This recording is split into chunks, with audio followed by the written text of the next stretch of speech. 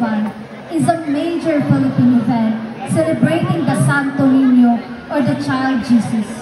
It is a vibrant fusion of religious devotion and Cebuano culture, featuring the iconic Sinulog dance, colorful costumes, traditional music and craft, and also a festival attracting millions of participants and tourists. The festival fosters community unity and showcasing the Filipino heritage on a national and international stage. Viva! Viva! Viva! Pinseñor! Thank you so much, Ashley May Escorion, our Festival Queen #1. Next in line, ladies and gentlemen, we have Festival Queen #2, Miss Gwen Antoinette Teleron.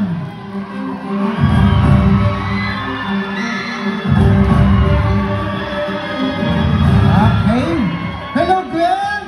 Good evening. Hello, sir. How's life after all? All right, it is really, really good. Okay. So would you like to greet or say thank you to all your supporters or anyone here? All right, good evening, everyone. First of all, I would like to thank my family right there. Hello. All right, thank you for supporting me unconditionally. Second of all, to my handler, Mr. Tyron Pasquil, Miss Lisa Gador, and Kuya Joshua, and especially those backup dancers and my supporters. And lastly, ang Batang Jesus, Senyor Santo Niño, because without her, without Jesus or Senyor Santo Niño, I wouldn't be here. Alright, that's good. Your hashtag is PitSenyor. Can you expound that one? In our day-to-day life, we cannot deny the fact that we might encounter challenges and obstacles and many various obstacles and circumstances that may come to our life. But I have encountered a line saying, PitSenyor, which means Sampit kang Senyor Santo Niño. And with that, I have come to realize that in every obstacle and every life challenges that life would throw me, I know that I can do all things because Senyor Santo Niño is with me and I am doing my Sampit kang Senyor Santo Niño. Viva! Viva! Viva! PitSenyor! Very well said, Bill. Thank you so much. Alright. Next we have Festival Queen #3, Leslie Santana.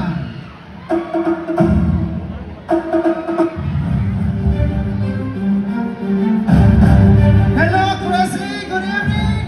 Good evening, sir. Okay, would you like to greet anyone here or angay pasalamatan tonight? Una sa lahat, nagpasalamat ko sa akong pamilya nga niadto karon, labi na gyud sa akong mga supporters nga naa karon, especially sa akong mga handlers nga si JJ Trosyo ug si Ralph Mari. Thank you kaayo sa tanan, labi na gyud ang atong Heso Cristo. Thank you. Okay, your hashtag is Bagawines. For me, Bagawines is a vibrant and prosperous barangay in Valer Hermoso. Discovering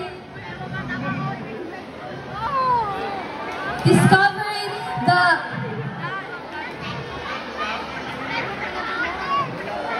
celebrated the focus, strength, and community of following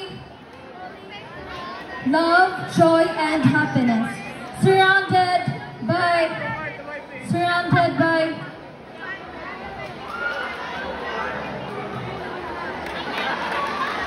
Okay, kaya mo yan. Relax. surrounded by fragrant sugarcane fields. This large barangay Bagawines embodies is embodies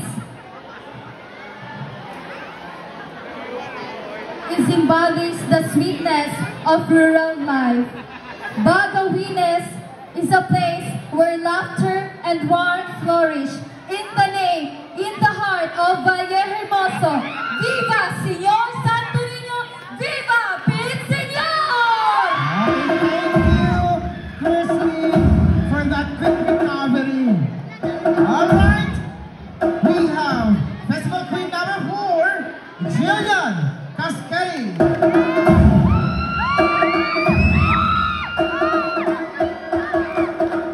Okay, good evening, Jillian. How are you tonight?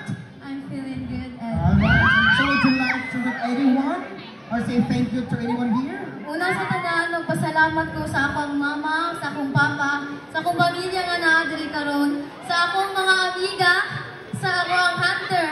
Kanina ko singalan, sorry. Salamat kaayo sa tribo Katyahanan! Alright, your hashtag is Jubilee Year of Hope. The Jubilee Year of Hope is a special time for the Catholic Church, a moment for reflection and a shared sense of hope and faith. For us Filipinos, this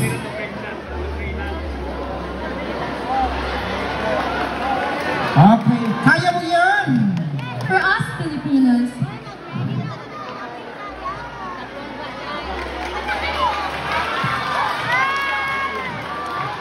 Okay, take a deep breath. the Jubilee Year is a special time for the church, for the Catholic Church, a moment for reflection and shared sense of faith and hope. For us Filipinos, this urges deeply with our sorry.